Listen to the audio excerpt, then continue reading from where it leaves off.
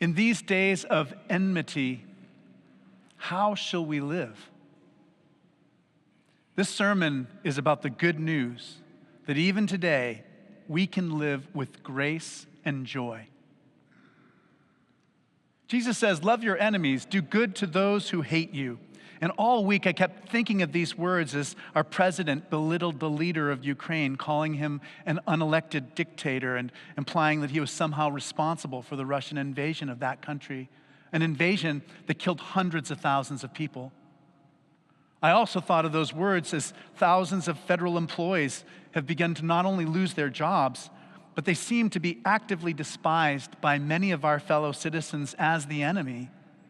I have in mind Elon Musk's unkind tweet, quote, "We spent the weekend feeding USAID into the Woodchipper," end quote. Russell Vaught, director of the Office of Management and Budget, at one time said, quote, "We want the bureaucrats to be traumatically affected. When they wake up in the morning, we want them to not want to go to work because they are increasingly viewed as the villains." Now, perhaps these three men regret these rash words. Perhaps these sentiments are taken too much out of context, or I do not fully understand what they are trying to communicate.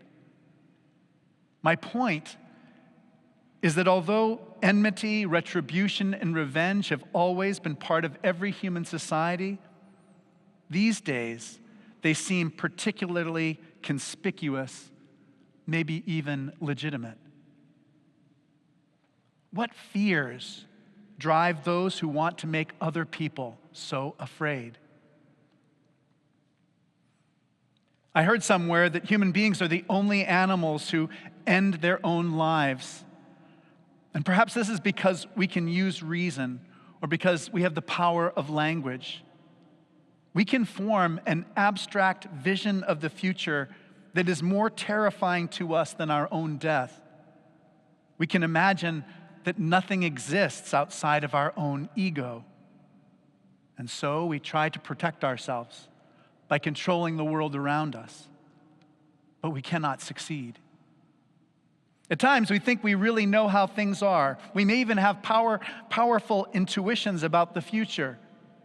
But we are wrong. We are not God. Now, if you were severely injured in an accident this afternoon, would you want the surgeon operating on you to be motivated by fear? Or would you like that person to be operating in a spirit of love and grace? By grace, I mean that confidence in being guided by God in the work you were created to do. Jesus teaches that we do not exist simply to keep existing or to wield power over others. We exist for love. We exist to give grace and to receive it. And Jesus flatly rejects seeking revenge, and he goes much further than that. He says, if you love those who love you, what credit is that to you? He says, love your enemies. And these are the important words, expecting nothing in return. Love is not a strategy for gaining something else. It is not quid pro quo. You do something for me and I'll do something for you. Jesus said that by its nature, love is not a transaction. Now, these last few weeks have given me a new appreciation for the non-transactional areas in our life. Our society protects arenas of objectivity and fairness. I'm thinking of the court system, journalism, medicine, science, the work of civil servants and investigators. Even as we acknowledge that it is impossible to have perfect goodness, fairness, or truth, we should resist the tendency to turn every institution in our society into a kind of political weapon. But this sermon is not about that. It is about you and me and what we decide we are going to become. At one point, the poet Jane Hirschfeld came out to California to be a writer. And she was curious about Zen teaching, and she made her way to Tassajara, the retreat center in the Ventana wilderness just above Big Sur.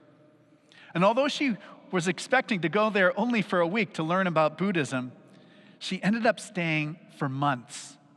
In fact, she writes, quote, "I think of that time as the diamond at the center of my life. Whoever I am now came out of that experience." I want to just read a very short poem she wrote called Tree. "It is foolish to let a young redwood grow next to a house. Even in this one lifetime, you will have to choose the great, calm being, this clutter of soup pots and books. Already, the branch tips brush at the window. Softly, calmly, immensity taps at your life. Right now, immensity is tapping at your life. Right now, Jesus is calling you to come closer." Now, over the centuries, many people have quoted Jesus' words from the Sermon on the Plain. They call it the golden rule: do unto others as you would have them do unto you. But really, the way we talk about it is exactly the opposite of the way Jesus means it. For him, the whole point of love is that it exists outside the world of exchange. Even sinners love people who love them, do good to them, and pay back what they are owed. Now, this is perhaps the most important thing that I want to convey to you today. I haven't been doing a good job at it, so I'm going to give it another try. The tone that Jesus uses here, it really matters. He is not solemnly giving us a rule, golden or otherwise. He is not saying, "Thou shalt not," or else. Instead, there's a kind of lightness in his words. They almost border on the ridiculous and the absurd. If someone hits you on one cheek, offer the other. If someone takes your shirt, give them your underwear. Don't ask for your property back from someone who took it from you. Pray for them. Now, I am not encouraging anyone to stay in an abusive setting. You're not going to go out looking for people to strike you on the cheek. Doing that would be harmful not only to you, to the abused, to the abuser too also. And Jesus wants us to be safe. But he also challenges us to avoid dehumanizing or dismissing anyone. The question is, how are we going to live? How are we going to look at the world?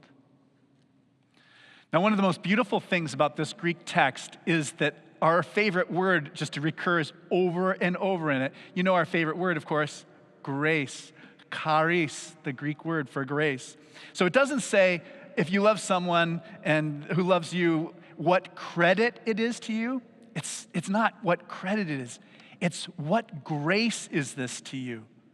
So more literally, he says, if you love those who love you, what grace is that to you? To go on, if you do good to those who do good to you, what grace is that to you? If you lend to those from whom you expect to receive, what grace is that to you?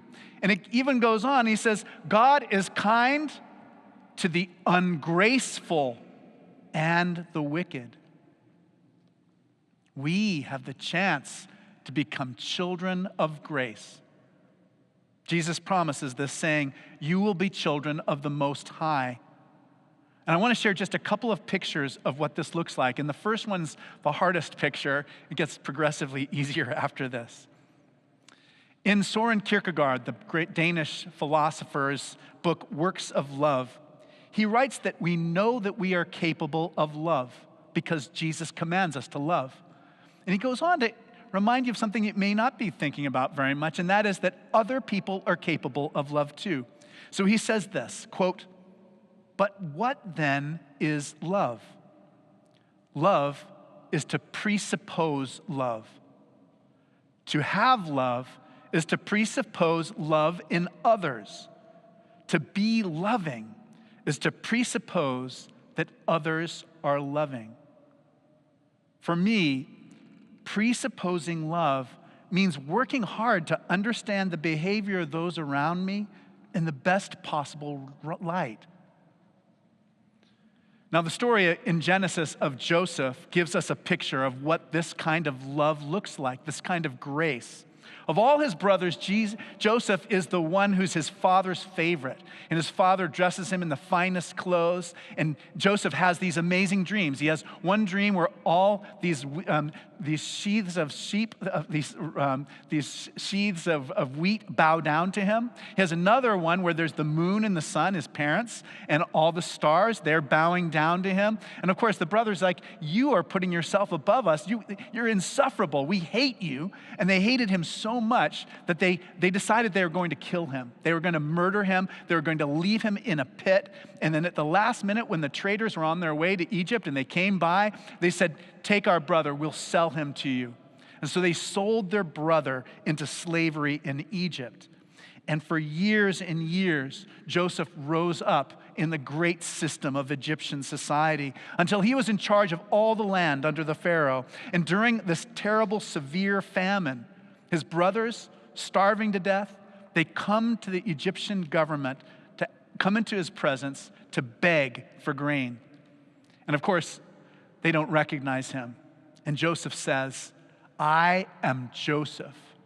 And they're so upset that they are paralyzed by fear. And Joseph says this, come closer. I am your brother Joseph, whom you sold into Egypt. Do not be distressed or angry with yourselves, for God sent me here to preserve life. That is living with grace. And we admire Joseph for his ability to forgive. Now, you should never say to someone who is suffering that God has a plan for them about their suffering. But if you are someone who has suffered and you have learned the true meaning of love, you may one day find a way to see this for yourself. Now, 30 years ago, I had the most amazing teacher. Her name was Anna Marie Schimmel. She grew up in Germany in the 1920s, and she used to read her lectures off the inside of her eyelids. She lectured with her eyes perfectly closed, and it seemed like she was reading from a manuscript as she did it. And I learned from her love and joy, and I learned so deeply that I still carry it with me all this time. Now, her favorite figure in history was Jalal al-Din Rumi, a 13th century Persian saint. And Rumi grew up in the crossroads of the world in what is today present-day Turkey. He had very close friends who were Jewish, close friends who were Christians, close friends who were Muslim. He was a Sufi, he was a Muslim himself. And he loved the image of Joseph. Joseph for him was a kind of metaphor for beauty. And Joseph, beyond that, was also an example of the way that we are separated from God, but come to be reunited with God. He, Rumi, was the person who said and articulated the paradox of love, which is the more that we are captured by love, the freer we become. Rumi also loved Jesus very much. And he said this, he said, in contrast to the sternness of John the Baptist, he saw Jesus as a loving, lighthearted a prophet of love. And so he tells this story about serious John reprimanding Jesus. He says Jesus reprimands Jesus for always smiling. He says, Jesus, you are always smiling. Don't you ever think of God's wrath? And Jesus smiles and says, don't you ever think of God's loving kindness? And the story goes on. A saint who witnesses this exchange goes and asks God who he loves more. And God responds, the one who thinks better of me. Now, in a more serious poem, Rumi writes, the body is like Mary. Each of us has a Jesus, but so long as no pain appears, our Jesus is not born. If pain never comes, our Jesus goes back to his place of origin on the same secret path that he had come by, and we remain behind, deprived and without a share of him. Above all, Rumi encourages us to pray. He says that prayer is the most precious part of human life. And that's what we're doing here together today. It is where we leave the world of matter behind and feel ourselves in the presence of God. It is also a shield that protects us from what he calls the arrows of affliction. Now, the first story by Rumi in the Masnavi to be translated into a Western language is about a man who prayed to God for a long time and did not hear an answer. And at last, Satan prevailed on him and convinced him to give up on prayer. But then the Holy One reached out to him and spoke directly to him and said, every time that you've come before me, there have been hundreds of times that I've sought you out. That every feeling that you have that desires to reach out to me is an expression of my love for you. He said, come and see my face. In these days of enmity, how shall we live? We have a choice. We can imagine that nothing beyond our ego exists. We can wake up alternating between being terrifying or being terrified. We can nurse our rage and our resentment, enjoying our aggression while being chained to our own anger. Or, as immensity taps at our life and Jesus invites us closer, we can presuppose love in others, expecting nothing in return. Through the love of the Most High, we can become children of grace.